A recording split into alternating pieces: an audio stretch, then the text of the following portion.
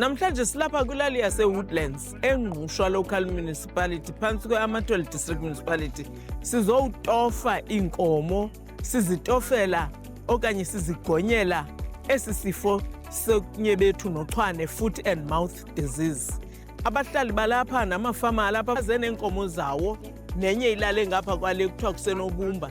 Sibhizi ke siyavuya ubona abafama bezile and abanye babhizi bayathega ukwenzela iinkomo zabo naxa zithe zalahleka zikwazi utreyiseka.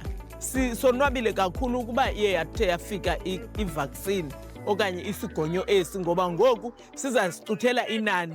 Mandithethe into yoba kuluvuyo kuthi uba siliphondo sesitofe ngapha kweenkomo ezidi imiliyoni yazo.